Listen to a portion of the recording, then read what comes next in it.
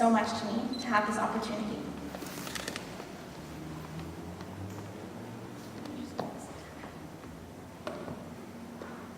Closer. Yeah. Got it. Very good. Okay. Yeah, all right. Oppression. So often we hear this term used, and so often we hear it in connection with people in far-flung regions of the world. People it's difficult to relate to, no matter how much we try. We hear of the constant turmoil in South America, Africa, Asia, and the Middle East. We hear of war, child labor, rape, discrimination, violence, hatred, genocide, and just about every injustice one could imagine. We hear these things in a constant stream from the news, from our colleagues, and from the tabloids. But as with anything, repetition slowly wipes away meaning. And soon enough, hearing about the tens of thousands of Baha'is in Iran who have been consistently denied their basic human rights becomes just another fact. And being told that hundreds of these Baha'is have been and continue to be persecuted by horrific means becomes merely a statistic. But people are not just numbers on a page, and statistics can never contain the injustice and suffering that has transpired and continues to transpire. For those of you who aren't familiar with the Baha'i Faith, I'll give you a brief overview. The Baha'i Faith is the most recent and most widespread of world religions, meaning there are Baha'is on every continent in just about every corner of the world. The Baha'i Faith is inherently peaceful, with its main goal being the unity of all people.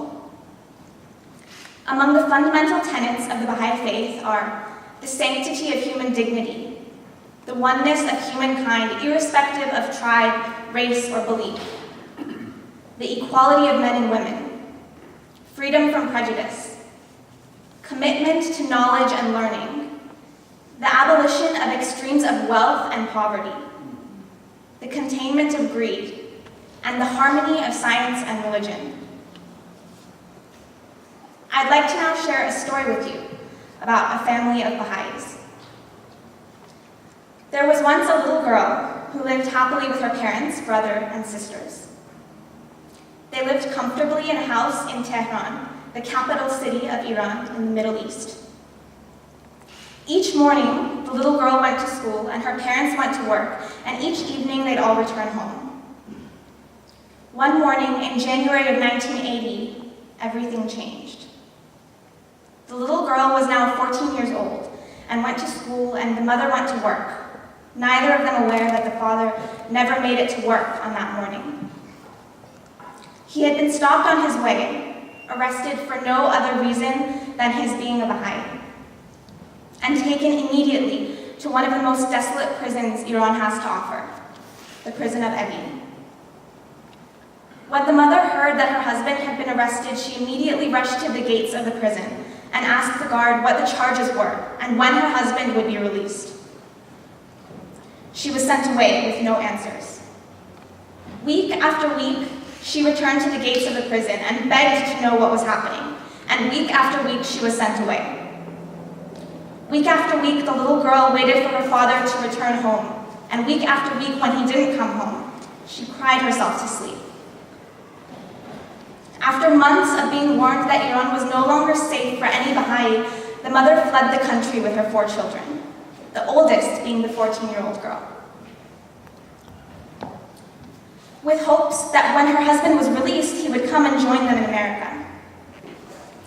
18 long months passed following the arrest, and it was now June of 1981 when the news of the father's execution came. He had been mercilessly executed by a firing squad, and following his execution, a phrase had been written in marker along his leg, a phrase that read, "Enemy of God." The mother was sent pictures of her husband's lifeless body riddled with bullets. The little girl never saw her father again.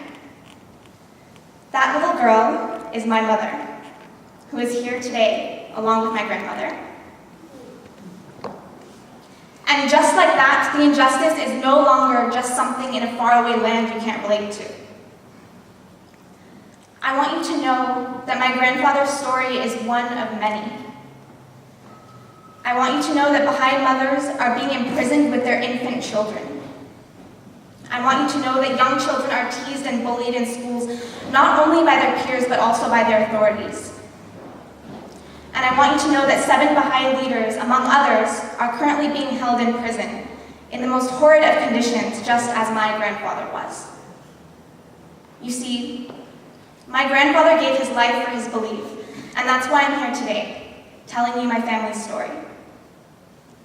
I want you to know that in an attempt to silence the voices of the Baha'is, in an attempt to tear their families apart, the Persian government has done nothing but the opposite.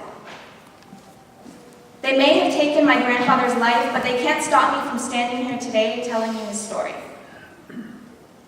They may have taken the life of a husband and a father, but instead of leaving behind a broken family, the bonds of my family were only strengthened.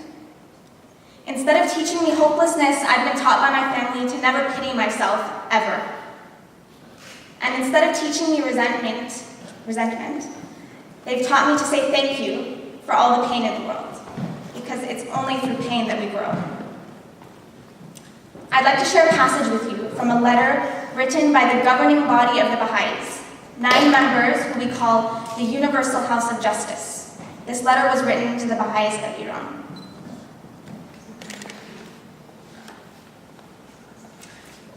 Dear Baha'i friends, 1 more year has passed since the imprisonment of a group of your fellow believers, devoted and loyal citizens of your nation, who, although themselves suffering from the deprivation of their basic human rights, had set themselves the task of assisting their community to arrange its affairs, to educate its children, aid its youth debarred from university, take care of its elderly, and live according to its own spiritual precepts. Thus, to promote a distinguished pattern of life and help to build a dynamic society. For these crimes, they have been confined to prison. The rest of the Baha'is in that land also suffer grievously from the arrows of religious fanaticism and ignorance for their unbending commitment to the high principles by which they have chosen to live their lives. And some of them, too, are incarcerated in several cities. Despite this oppression, which is so well known to every fair-minded individual, those in authority brazenly deny the abuse of the basic rights of the Baha'is and peddle false accusations against you on the international stage and in the media. Yet with the growing awareness of the people of the world and of Iranians regarding the true intentions of the Baha'is, these denials and accusations are so widely recognized as untrue that those who utter them have, by their own actions, destroyed the credibility of all else they claim. As the poet states, "The tongue that is a stranger to the truth finds buyer nowhere for its wares."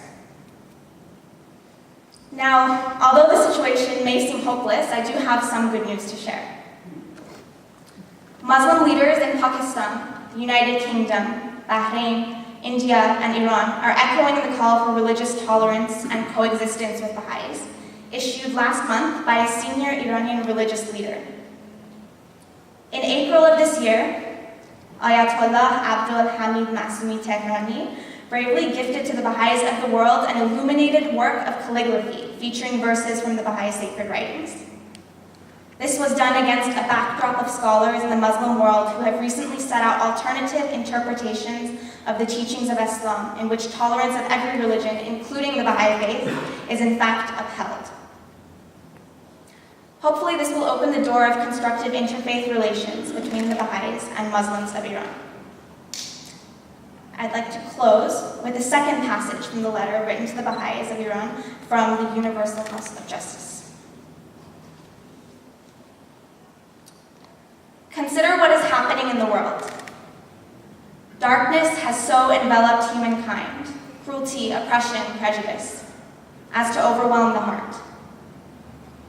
But in every land, including your own, there are many individuals whose commitment to constructive principles, to love, to equity and fairness, and to a world-embracing vision is so strong that they are motivated to sacrifice worldly advantage for the betterment of others, and for a future in which justice will reign. In so doing, such souls evoke the admiration of others as they slowly, perhaps imperceptibly, but with undeniable effect, enlighten minds and create the environment necessary for the realization of unity in diversity. Thank you.